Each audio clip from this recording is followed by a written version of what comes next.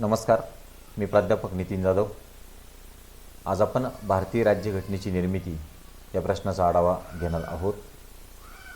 राज्यघटना म्हणजे ज्या तत्वानुसार शासन राज्यकारभार पाहते ती तत्वे व नियम यांचा संग्रह लिखित दस्तऐवज म्हणजे राज्यघटना होय.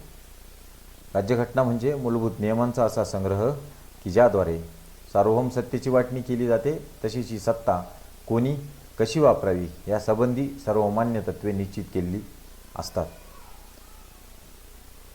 ब्रिटिश राजवटीत भारतीय राज्यघटना निर्मितीस पोषक विविध कायदेही महत्त्वाचे ठरले.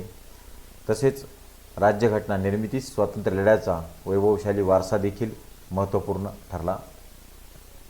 भारतीय राज्यघटना निर्मितीच्या पूर्वी ब्रिटिश कालखंडात ईस्ट इंडिया कंपनीचा कालखंड आणि त्यानंतर ब्रिटिश सरकारची राजवट या दोन्ही कालखंडात वेगवेगळ्या प्रकारचे सुधारणा कायदे, चार्टर सनदी कायदे, चार्टर ॲक्ट्स या सर्व कायद्यांमध्ये कायदेमंडळाचा विकास, कायदेमंडळाचा विस्तार, कायदेमंडळाच्या कार्यात झालेली वाढ या सगळ्या बाबी भारतीय घटनेच्या विकासाच्या दृष्टिकोनातून महत्त्वपूर्ण ठरल्या.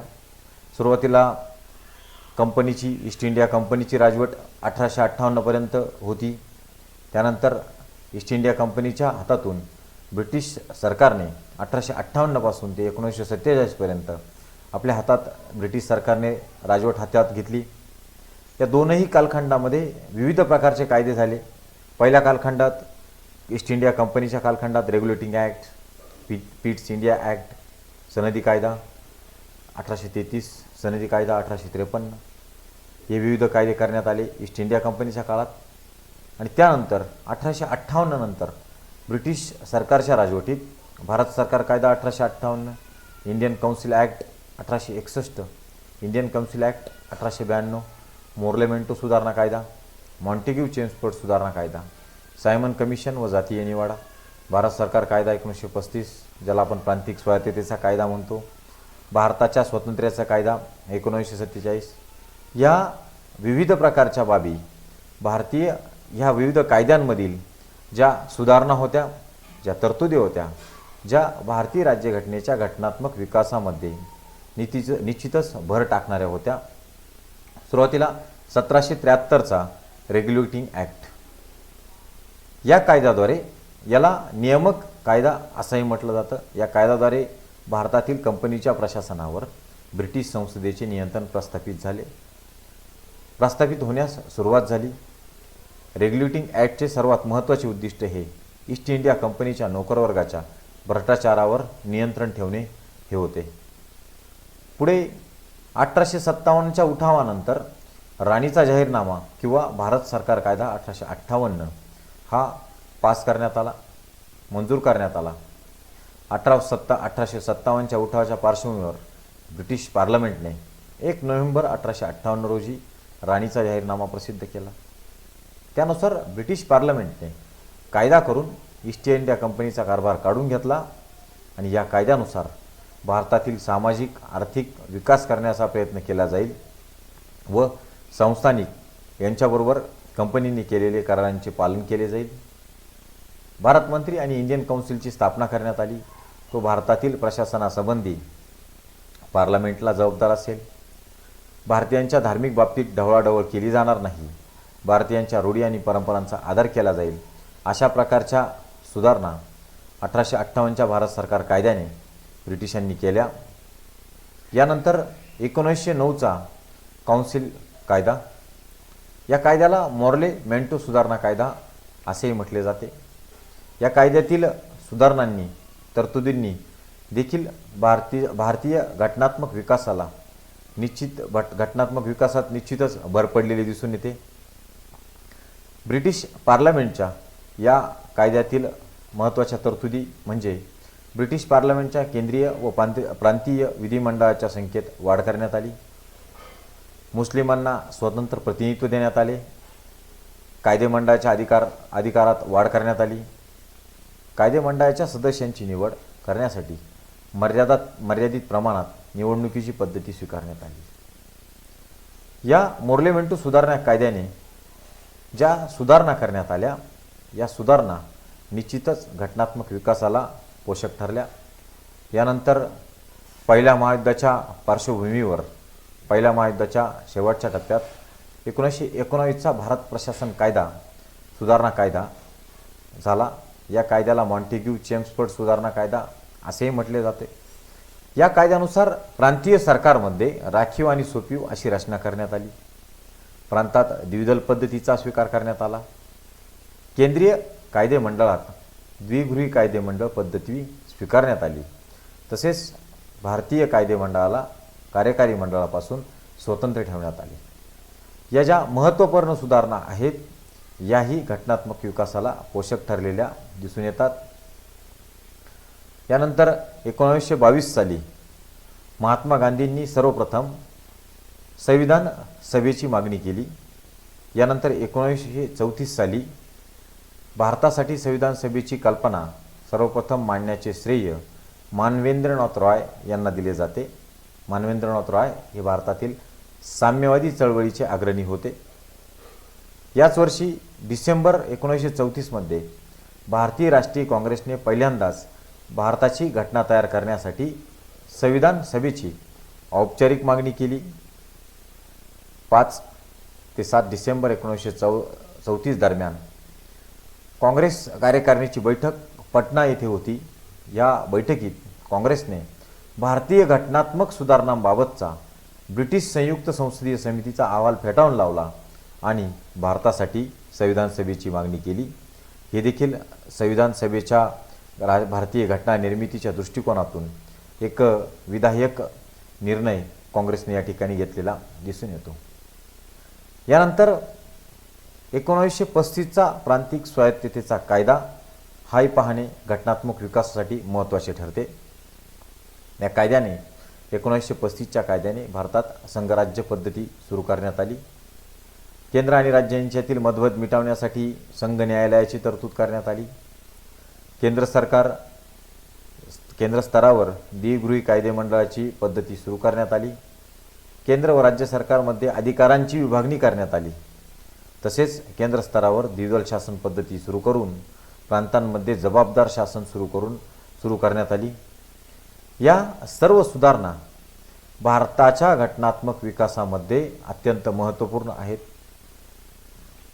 एवढेच नव्हे तर 1935च्या कायद्यातील 75% भाग हा भारतीय घटना निर्माणकर्त्यांनी भारताच्या घटनेमध्ये घेतलेला दिसून येतो।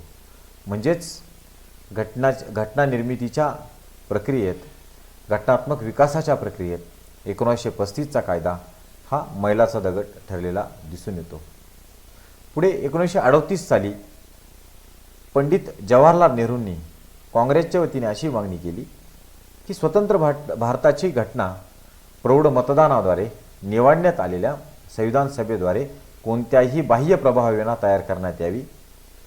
या पंडित नेहरूंनी जी मागणी केली यामध्ये एक महत्त्वाची बाब अशी आहे की बाह्य प्रभावाविना म्हणजेच ब्रिटिशांच्या कोणत्याही हस्तक्षेपाशिवाय संविधान सभा तयार करण्यात यावी।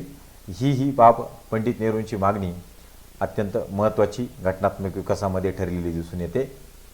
पुढे लॉर्ड लिनलिथगो यांनी 1940 साली ऑगस्ट ऑफरद्वारे ब्रिटिश सरकारने पहिल्यांदाच भारताची घटना मुख्यतः भारतीयांनी तयार करावी हे तत्त्व मान्य केलं।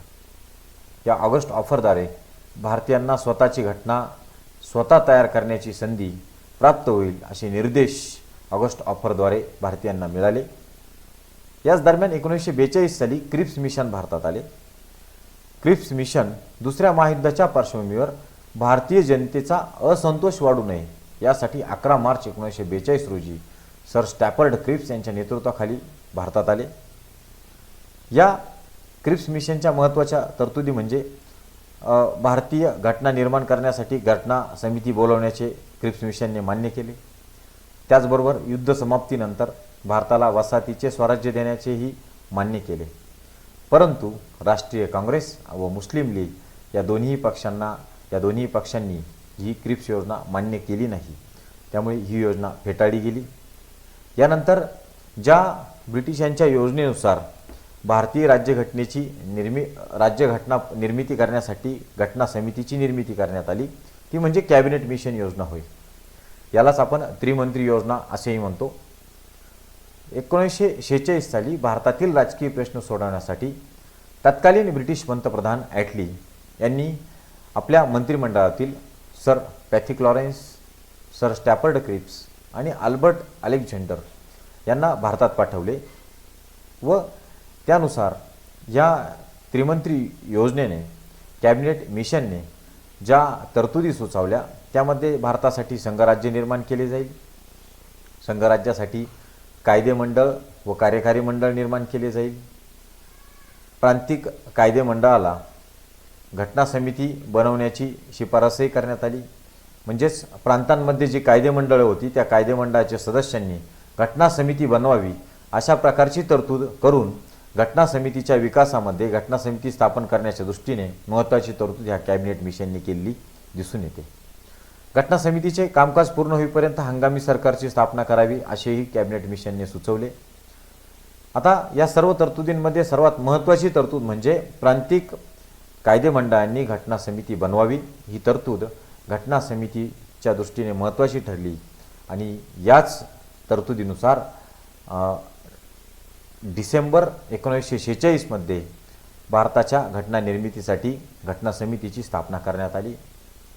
ही घटना समितीचे सदस्य निवडत असताना साधारणतः 10 लाख लोकसंख्येमागे एक सदस्य असे प्रमाण राखण्यात आले.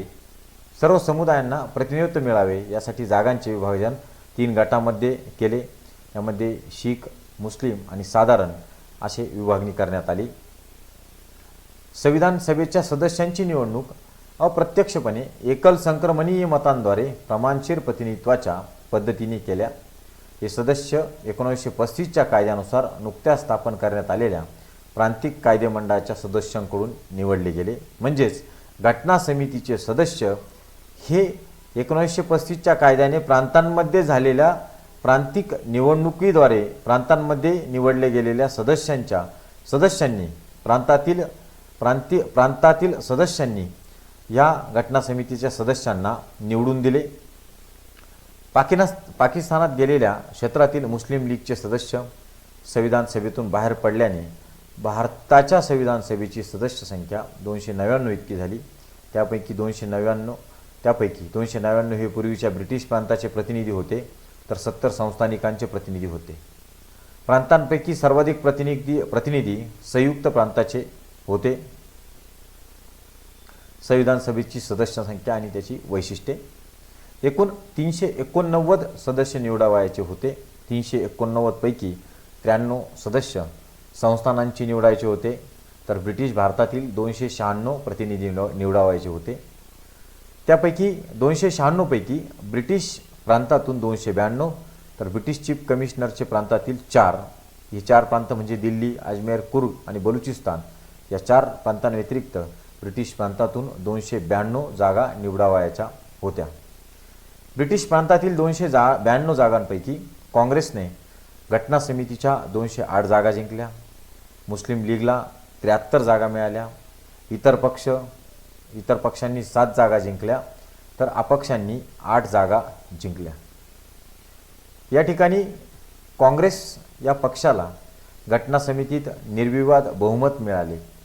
मुस्लिम लीग अल्पमतात होते आणि काँग्रेसचे वर्चस्व निश्चितच या घटना समितीवर निर्माण झाले.